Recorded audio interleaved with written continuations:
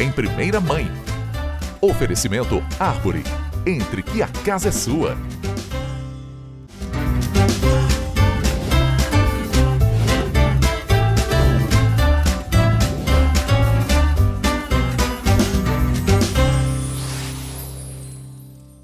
Olá pessoal, o Em Primeira Mãe de hoje tá aqui para comemorar essa época do ano maravilhosa, que não é um dia, nem uma semana, mas um mês inteiro.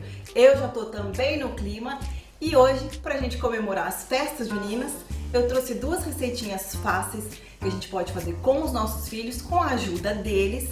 Eu hoje, de novo, o Matheus não tá aqui, porque pra variar, ele dormiu. O que as crianças fazem quando a gente precisa delas? Eles dormem. Daqui a pouco, se ele aparecer, ele vem me dar uma mãozinha aqui. Mas são duas receitinhas fáceis que a gente pode fazer em casa, gostosas, pra gente criar memórias com os nossos filhos e pra eles aprenderem a ajudar a gente. São duas receitinhas muito fáceis. Eu vou começar fazendo paçoquinha de copinho, tá? A gente vai fazer um brigadeiro de panela, que eu vou mostrar pra vocês. É basicamente um brigadeiro. Eu coloco creme de leite para ficar mais gostoso. Uma caixinha de leite condensado. E a gente coloca o creme de leite para ficar mais cremosinho. Uma caixinha de creme de leite. Uma caixinha de leite condensado, uma caixinha de creme de leite e uma barrinha de chocolate. Eu vou colocar duas, porque fica mais gostoso, mas se você quiser colocar só uma, fica ótimo também, dá certo. Pode até virar um creme com cara de brigadeiro.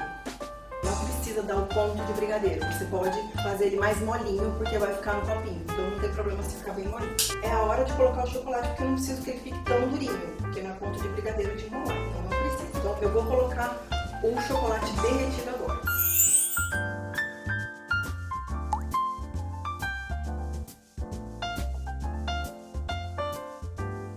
Duas barrinhas derretidas, o cheirinho tá muito bom, muito bom. E aí a gente vai pra panela agora.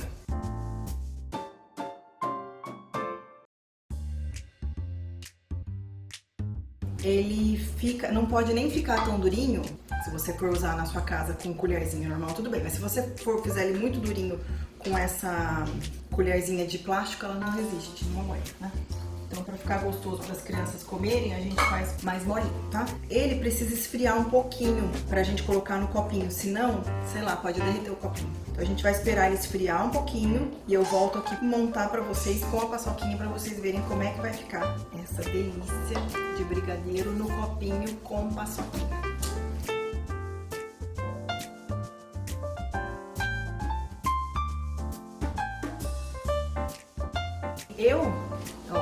Tenho esse copinho aqui, né? Mas se você tiver em casa algum copinho pequenininho que você queira, ou aquele outro copinho de café, dá pra fazer do mesmo jeito, tá? Eu vou colocando com bastante cuidado pra não sujar do lado, pra ficar bonitinho, mas não tem problema, porque depois a paçoquinha vai cobrir, tá? Então não vai ficar feio. Enche o copinho. Outra coisa que as crianças podem ajudar a gente, encher o copinho. Não enche até a boca, né? Que a gente vai completar aqui. Com cuidado também pra não ficar muito fora, né? Não sair tanto. Ó, vou colocar aqui, mas ainda não tá pronto, hein? Brigadeiro de paçoca. Quebra uma paçoquinha. Ó, comprei a paçoquinha de bolha. Vocês vão ver que depois que quebra, a paçoquinha rende. Nossa, uma paçoquinha dá e sobra aqui, tá? Ai, que delícia. Adoro paçoquinha, amendoim, tudo que tem em festa junina. Não preciso nem dizer que me lembra a minha infância, né? Minha infância lá em Minas Gerais. Delícia, gente, delícia. Ó, gente, ó. Fez isso, completou com a paçoquinha. Como eu disse, eu adoro paçoquinha, então eu coloco bastante, entendeu? Tem gente que não gosta tanto, só coloca no limite que gostar e tá tudo bem. Olha que belezinha. Ó, crianças, é isso que elas vão fazer. Quebrar a paçoquinha, quebrar o chocolate, pôr o chocolate no copinho. É isso aí que o Mateuzinho tinha, né? Era o combinado que ia estar me ajudando, mas tudo bem. Dormiu. Pronto. Olha que bonitinho. Vou pôr as minhas colherzinhas aqui. Daqui a pouco eu vou ter degustadores para o nosso brigadeiro. Eu gosto, para falar a verdade, de comer ele morninho já. Adoro bolo morninho brigadeiro molinho, mas não é todo mundo que gosta, então vocês podem deixar. Se for colocar na geladeira, daí tem que deixar o ponto da panela mais molinho ainda, gente, aí bem molinho, porque senão ele endurece e aí vocês não conseguem comer com a colherzinha, tá bom? Então esse foi o nosso brigadeiro de paçoca, receita de festa junina. Agora eu vou ensinar outra receita também super fácil, que é uma delícia, que as crianças também podem ajudar.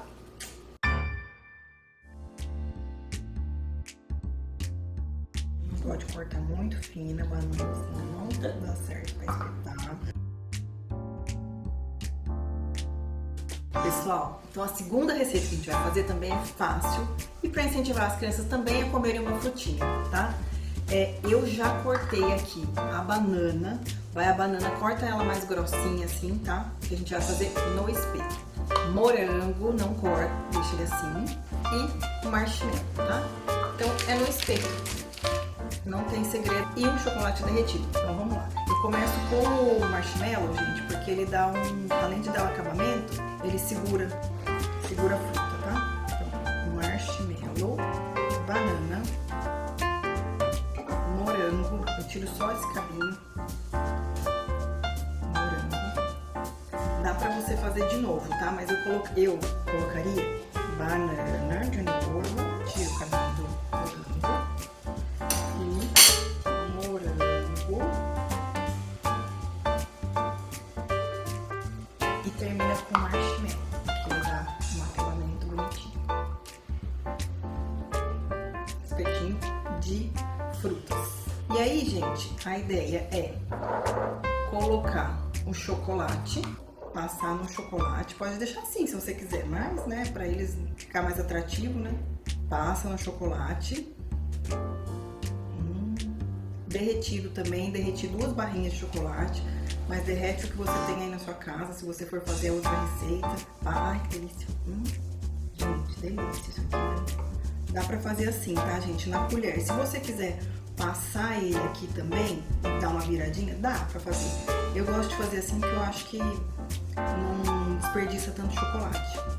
E a gente consegue colocar mais bonitinho. Eu acho que fica melhor. Gosto mais assim, mas você faz como você acha melhor. A ideia é só cobrir o espetinho com o chocolate que tá derretendo. Gente, aí você pode, depois que você cobrir, pra quem gosta muito de paçoquinha que nem eu, passar na paçoquinha também. Ela dá um acabamento no chocolate, né? Aí o que você faz? Esse aqui vai pra geladeira, tá? Mas não pode ir muito também, só pra dar só uns 10 minutinhos. Você pode deixar assim ou passar a paçoquinha, que a gente já tem, tipo uma farofa, sabe?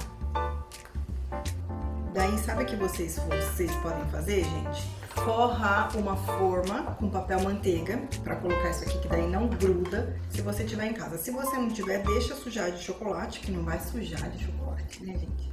Gente, olha, você incentiva as crianças a comerem, às vezes banana, morango é mais fácil, mas às vezes banana que não vai tão fácil, não tem erro, você faz um espetinho. A dica é fazer o marshmallow no final e no começo, né? Porque ele dá um acabamentozinho. A banana não pode estar muito madura, tem que estar mais pra verde. Moranguinho, tira o cabinho. Morango. Ai, que lindo. Olha o tamanho desse morango. Gente, isso aqui é sucesso, ó. Passa no chocolate. Eu forraria até essa aqui, ó, e faria assim, ó. Só ótimo, tá? É que assim a gente dá mais acabamento. Então é isso, não tem erro.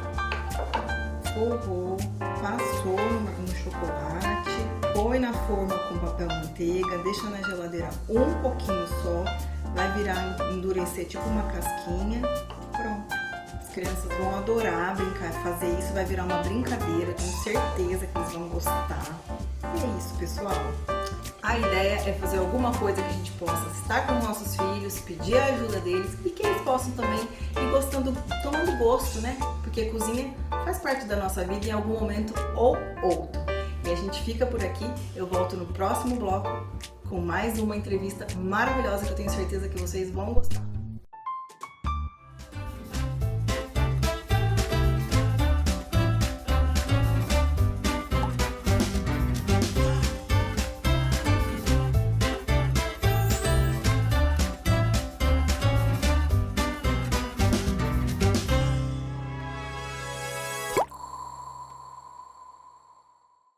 Em Itatiba, vem aí um lugar que combina conforto, lazer e o melhor da cidade como você nunca viu. Absoluto Itatiba. Piscina, beach tênis, espaço pet e muito mais. Apartamentos com 2 dormitórios, ampla suíte, varanda e vaga de garagem. Condições especiais de lançamento com financiamento pela Caixa. Absoluto Itatiba. Mais um sucesso, Árvore Engenharia.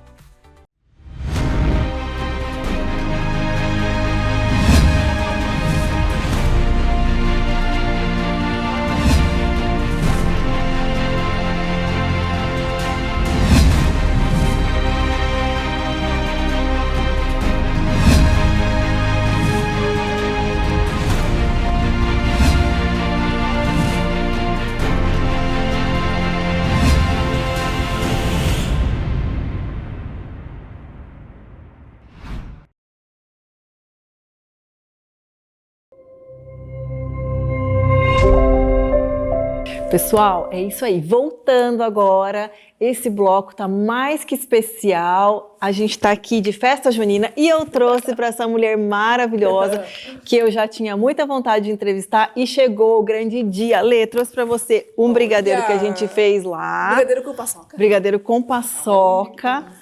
E sempre quis entrevistar a Lê. Pô, claro, deve comer. Mas o nosso papo hoje é sobre maternidade, sobre filho, e eu quero conversar com você sobre isso. Já conversei com a Lê em outros momentos, mas eu quero agora dividir com vocês. Por quê? Você já foi entrevistada assim? Não, Não. assim não. Não. Eu já fui entrevistada em podcast. Ah lá, viu, gente? Já Olha participei de só. alguns podcasts, mas agora de entrevista assim, nunca foi. Pronto, Primeira vez. chegou a vez.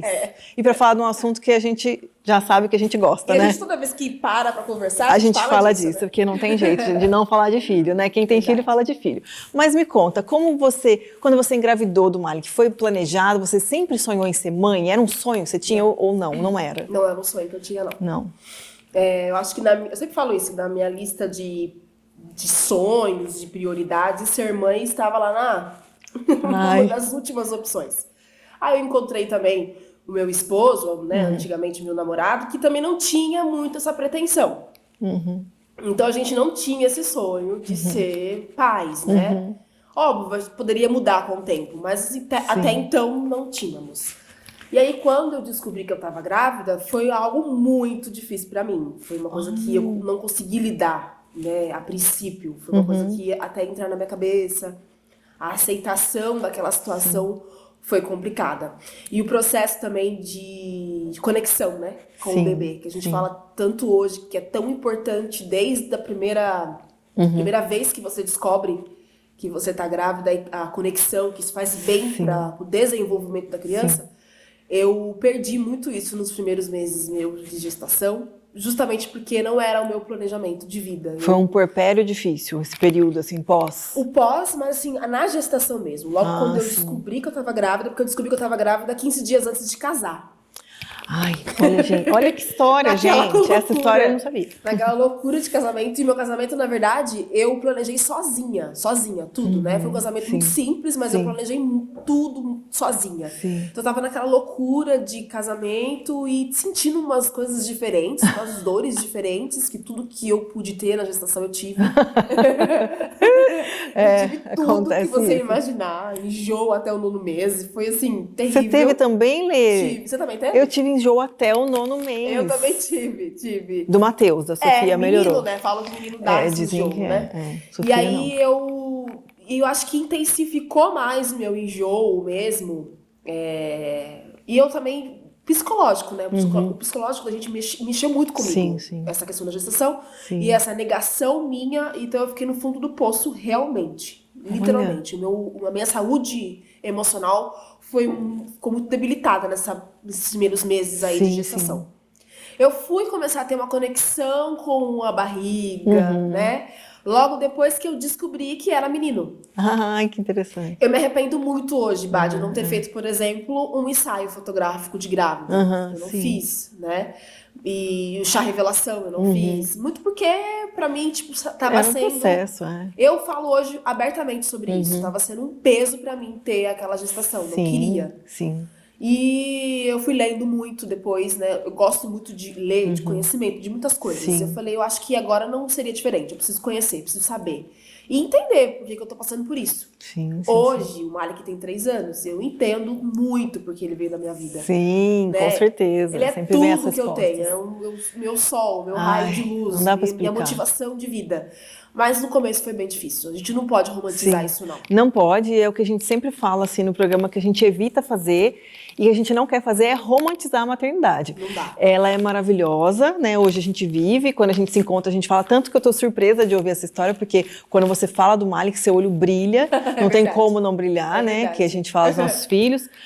Eu tô surpresa assim, de ouvir, porque a maternidade preenche a gente, mas ela não é nada romântica, não. Não tem. Não É tem. difícil. Não é difícil. O peso é difícil, da é difícil. responsabilidade de criar um filho também, eu acho que foi isso que quebrou eu também. Passa sabe? mal os 9 meses, não é fácil, Não, né? é. Eu tive enjoo, tive também dor de cabeça. Às vezes teve uma vez que eu tomei remédio, eu fiquei 2 dias fechada no quarto, assim, de não saber se era dia, se era noite. Eu tive esse momento.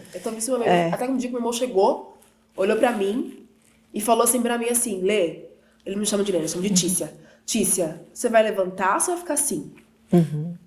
Você não entendeu por que o Malik veio na sua vida ainda? Porque ele tinha acabado de passar por um momento de ser pai Sim, também, sim. né? De ter tido a Dandara, eles estavam vivendo aquela euforia. Diferente de nós, eles tinham planejado ter a Dandara. Então, assim, a minha cunhada foi a mãe que eu não tinha naquele momento, porque eu não tive mãe, né? Perdi minha mãe com 11 anos. E hoje eu entendo que a minha negação também na maternidade foi esse rompimento que eu tive de maternidade na vida. Entendi. Que eu perdi ela com 10 anos, então eu não tinha nenhuma referência materna. E eu realmente perdi referência materna. Sim. Porque no decorrer eu não tive tias, eu não tive ninguém. A única referência de família que eu tive foi meu pai e meu irmão. E a minha avó, né? Que na medida do possível ela tentou ajudar a gente, né? Minha avó paterna. A mãe do meu pai. Então, assim, eu fiquei assim, nossa, como que eu vou ser mãe se eu não tive mãe? Como que eu vou conseguir dar amor se eu não tive amor de mãe, assim, né? Eu perdi muito cedo. Poucas coisas eu lembro da minha mãe. Uma coisa que eu ainda recordo dela, eu ainda tenho que fechar um pouco o olho, assim, e lembrar do rosto dela. Mas eu lembro do cheiro. O cheiro dela é muito presente. Eu falei isso pra você Falou já, pra né? mim, maravilhoso, lindo. Então, assim, eu fiquei muito perdida porque eu achava que eu não era capaz de amar aquela criança, porque eu nunca não tive esse amor de mãe, assim, depois, no decorrer. Os momentos mais difíceis da minha vida, eu não tive minha mãe ali. Eu falei, como que eu vou conseguir oferecer, né? Eu não tenho entendimento do que é ser mãe, né? E eu tava errada, totalmente errada. Porque realmente, hoje, conversando com a Karen, que é psicóloga, ela fala, né? Que isso é algo que a gente desenvolve. Com certeza. Mas, assim, eu acho muito potente a ancestralidade também da gente, né? Sim, maravilhoso. Eu acho que o amor ancestral que minha mãe deixou, é possível que eu dê esse amor pro Malik, né? Não é possível, gente. É óbvio, antes de a gente começar a entrevista, ela estava falando no telefone com o pai dela e pra gente ver como a maternidade, ela vem. Ela estava se preocupando com a blusa, porque mãe é isso. Ela estava aqui, a gente está gravando, enfim, mas ela estava preocupada com como ele vai estar. Se tem blusa, se tá frio, se ele tá bem, isso, né? Eu tô numa semana não muito ruim também, de gripe, e aí eu liguei agora, antes de ir pra TV, eu liguei pra escola, perguntando, tá muito frio hoje, o dia tá frio, né? É isso, é ser mãe. Tá frio, na verdade. E eu perguntei na escola, ele tá de blusa? É isso. Então, ou seja, a maternidade, ela vem, né? Eu costumo dizer assim que ser mãe é uma escolha. Por que é uma escolha? Às vezes, você, não necessariamente de sangue, você tem um sobrinho, você adotou, certeza. Então você tem aquela escolha de ser mãe, né? E tem muitas mães, às vezes, que não curtem e que não vivem o processo, né, da maternidade. Assim, Bárbara, eu acho que realmente é uma escolha. E eu acho que a saúde mental nossa tem que estar bem. Tem, verdade. Eu hoje consigo identificar que eu devo ter tido em algum momento alguma recaída depressiva. Sim. Alguma coisa depressiva ali na minha gestação. É algo que a gente fala muito pouco também. Né? Essa depressão gestacional que muitas mulheres passam. E no puerpério, né? Que é o momento mais difícil. Só que pra mim, no puerpério, eu já tive o traquejo. Porque a gente né? Da correria, a gente é vida louca. É isso aí. Daí a gente é vida louca, cabulosa, né? Brincando aqui com você. Então, a gente, na verdade, não tem tempo muito, não. Ou vai, tem que fazer mesmo. É isso aí. Eu acho que eu dei um limite. Eu me dei um limite pra ficar depressiva, pra ficar ruim. que foi naquele momento da gestação. É isso que eu já ia te perguntar. No momento que o Malik nasceu, e na situação que o Malik nasceu também, eu nunca contei essa história, mas como ele nasceu, eu tive que falar, não, eu tenho que dar conta. É eu que ele tem. É eu que ele tem. Né? E depois também, muitas pessoas incríveis passaram pela minha vida, estiveram, ainda estão na minha vida, que me ajudaram a enxergar o propósito disso tudo, né? Da maternidade. Minha cunhada, como eu já falei, a Gabriele, e posso agora dar pra ela, já falei, mas agora, né, aqui numa entrevista, registrado, quanto que eu amo, enquanto ela foi importante na minha vida como mãe, né, como maternidade. A Mari Custódio, nossa, né, Mari, ela me carrega, é uma mãezona pra mim, eu amo muito ela. Tenho muita gratidão, eu acho que ela realmente é uma enviada de algum ancestral meu pra me ajudar. Sim. E outras pessoas, né, sempre alguma fala, alguma conversa de alguma mamãe, né. E a minha profissão é gostosa, porque a gente vai passando... Você troca muito, né? Eu troco muito com muitas pessoas. E aí isso vai aliviando, eu vou entendendo como que é as coisas. Vou conversando com mães mais velhas e falo, Lê, calma. Aquela frase chata, mas realmente é real. Vai passar. Vai passar. É só uma fase. É chata, porque quando eu costumo dizer assim, né? Que a gente ouve muito essa frase, vai passar. No momento que a gente tá vivendo, mas no momento que você tá vivendo, e daí você fala assim, não é isso que eu quero. Eu sei que vai passar, mas vai passar por cima de mim. Eu quero que você venha aqui me dar um abraço e me chorar, caramba. Vai passar, acho que em cima de mim, porque não é possível, né? Às vezes a gente tá tão desesperado, né? E esses momentos que você fala que viveu, e eu perguntei do puerpério quando nasceu, eu tive essa dificuldade, assim, no puerpério, não de conexão, assim, acho que a conexão foi rápida, mas na questão de você se parece que você não se olha, você não se vê, né? Não. Você se olha no espelho, cadê essa pessoa que eu era? O Malik tá com 3 anos agora, e eu fui começar a me enxergar novamente agora. Agora, é isso. 3 anos depois. É isso. É bem eu isso. Voltei, é bem isso. Eu converso muito com os meus amigos do trabalho. E eu falo muito pra eles que é muito complicado pra gente, como mulher. Porque a gente enfrenta esse mundão aí, né? E ele é um pouco injusto, às vezes, com a gente. E eu fico me perguntando se eu conseguiria dar conta de trabalho, de carreira, que o que eu faço é o que eu sonho, que eu sonhei a vida inteira, né? No meu trabalho como jornalista, independente se eu vou estar aqui na ITV ou não, qualquer outro momento, mas é o que eu sonhei pra minha vida. E você sabe que conciliar a carreira com maternidade, com filho, é muito complicado. Essa é a próxima pergunta que eu ia te fazer. Às vezes a gente tem que escolher, dar um passo ou parar, né? Deixar os nossos sonhos para poder criar uma criança. A gente não sabe se ele vai se adaptar com outro lugar ou com outras pessoas. Então a gente se abdica de muita coisa, né? Muita. E para mim eu acho que foi um dos maiores desafios. É o maior desafio. Porque eu sempre fui muito centralizadora, individualista, né? Eu sempre pensei muito em mim. Eu fui criada a pensar em mim. Faz seus corre, porque ninguém vai fazer por você. E aí, quando eu tive o Malik, eu tive que parar de olhar pra mim pra olhar pra um outro ser humano que necessita de mim. É isso que a maternidade faz. E aí, a maternidade faz isso com a gente, né? E eu acho que é o maior exercício de amor ao próximo. É te ensinar realmente a se doar por uma pessoa que vai te olhar no final do dia e te desejar a maior coisa do mundo. Você é o exemplo dela, né? Eu filho que eu sou maravilhosa. Né? Às vezes, esses dias eu acordei, o Matheus olhou pra mim, mamãe, você tá tão bonita. Eu falei, nossa... É um bálsamo pra gente. A última coisa que eu tava me sentindo era bonita, e é isso. E é genuíno, né? É genuíno, ele realmente acha. E ele só fala que eu sou maravilhosa porque de algum momento, e vários momentos da vida dele, eu também chamo ele de maravilhoso. Eu empodero esse menino. Né? A gente tá falando de um menino preto, retinto, e que eu faço questão de dizer pra ele que ele é o pretinho da mamãe, que ele é corajoso, que ele é forte, que ele é inteligente. Então, em determinado momento assim, ele vira pra mim, você é linda, você é inteligente, parabéns, mamãe, você conseguiu. E aí eu falo, nossa, como que esse menino fala isso pra mim? Porque a gente fala isso pra ele. Com certeza. Então a gente entende que não tem como a gente criar um ser humano com todos esses detalhes e não reverter pro mundo, pra sociedade. Que o meu maior desafio é qual é o tipo de ser humano que eu tô colocando no mundo. Outra pergunta exatamente que eu ia te fazer é isso. Você tem algum valor que você não abre mão de passar para ele? Que você fala, isso eu quero ensinar pro meu filho? Duas coisas. Eu acho que primeiro é essa, um ser humano decente pro mundo. A gente tá falando aqui de um ser humano que vai contribuir com outras pessoas na carreira, família, como namorado, como qualquer outra coisa. Eu acho que eu preciso... Criar meninos não é fácil. Criar meninos não é fácil. A gente fala, as pessoas falam assim, você tem uma menina, você, azar o seu, tipo, tá lascada. Eu falo, gente, criar menino não é complicado. É assim, não sei, eu sou mãe de menino, né? Sim, mas não é fácil, porque você tem que passar valores para eles que a sociedade hoje às vezes se perde um pouco, né? A gente quer criar um homem decente, não é isso? Decente. É isso. Mais do que isso, né? E não é fácil, não. O Malik, né? Eu acredito muito que o Malik, ele precisa ser um homem diferenciado no mundo. Tá cheio de homens que machucam mulheres. É isso. Né?